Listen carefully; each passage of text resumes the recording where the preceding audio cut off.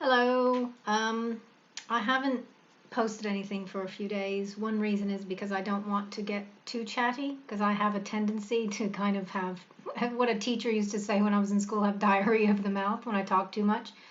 But when I have a lot to express, I can kind of, I just want to get in there and do it. I have been doing for myself. As I said, I use the wall a lot for therapy, and I do a lot of voice recordings when I just want to get things off my mind. So I've been doing that, and I've just been feeling a bit depleted, I guess is the best thing, spiritually, mentally, emotionally, physically, the last few days. And it happens because, as with anything, it cycles. And it's interesting as a society, we want to be, or we talk about being happy and having a good life and all this other stuff that we consider are good things, but we don't really accept things like sadness and anger and all of those things. We think there's something wrong with those emotions, and actually they're not. This is something that has been a personal challenge of me, because of my upbringing. And I get it that you don't want your family, your loved ones to hurt, but either trying to move them quickly through a hurt or to try and put a band-aid on the hurt doesn't change the hurt. The hurt's there. And what I've learned about myself is that when I'm feeling something, that it's okay, because all emotions are necessary. This existence, whether you believe in spirituality or a god or whatever, part of our existence is to be an emotional being. And emotion isn't just happy, glad, cheerful, jolly. Emotion is everything. It's the full vista. And so sometimes we do have to feel really gungy, and sometimes we do have to feel sad and angry and frustrated and melancholy and everything. We have to feel it all. Because if we don't feel this side of the emotions that are the sadness and the grief and the stuff that really is hard to get through, it is like walking through molasses. If we don't go through that, then we can't appreciate the joy, the comfort, the happiness, the lightness. So if we only ever do this, we don't know what this is. So we have to do both. Now, that said, if somebody was constantly here, and I have met people in my life who have told me they're never sad, they never get angry, they never get sad, they never get it. And I don't argue with them, but I feel there is that in itself is an imbalance, and that there is something wrong with that person, because if you're constantly just like swallowing your emotions, it will come out in another way. And a lot of times things like anger and grief and sadness and that will come out in a very physical way. What I've learned a lot about, and this is just purely by healing myself, is when we don't address something, whether it's a physical symptom or whether it's an emotional thing or whatever it is, if we don't address it, our body gives us a signal. It says, hello, you're not doing what you need to do. So for example, let's say that you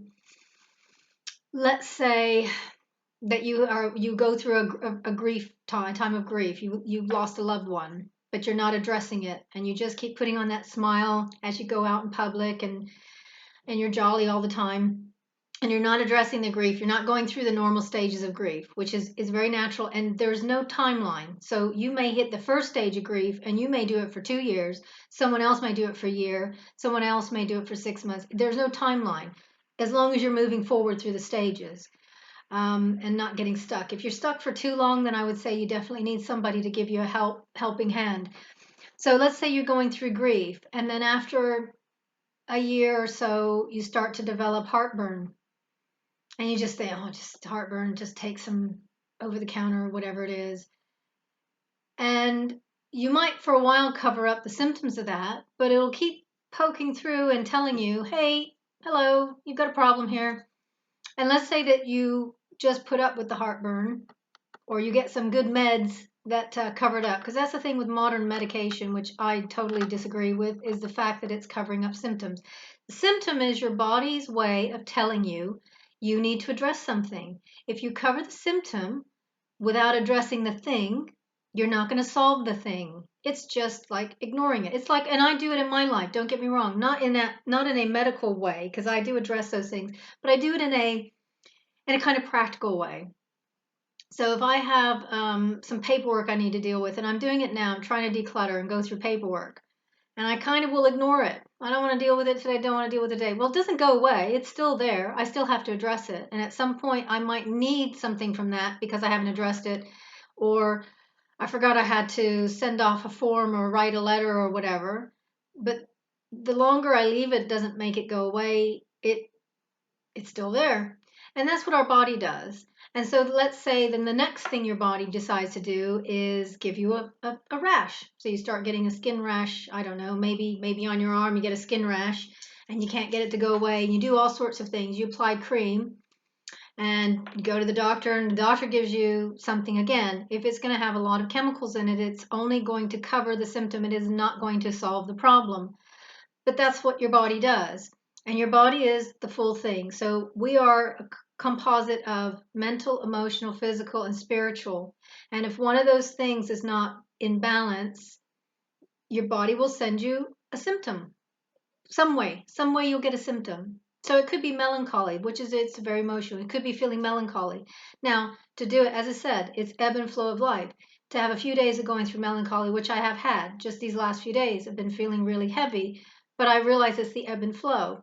And instead of fighting it, which I tried to do, and I kept thinking, just get busy with something, just do something. And then I found I was doing nothing.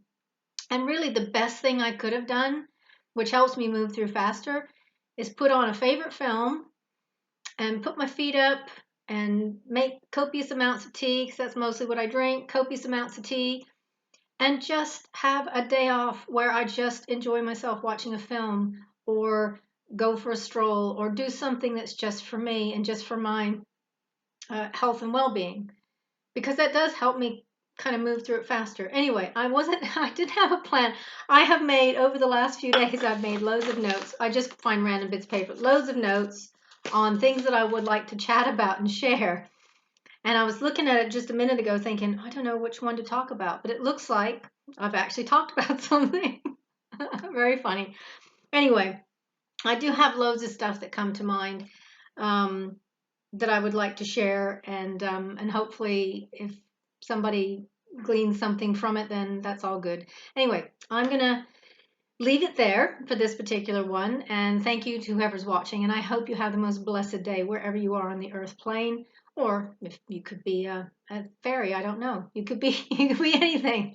I hope you have a most blessed day, and namaste.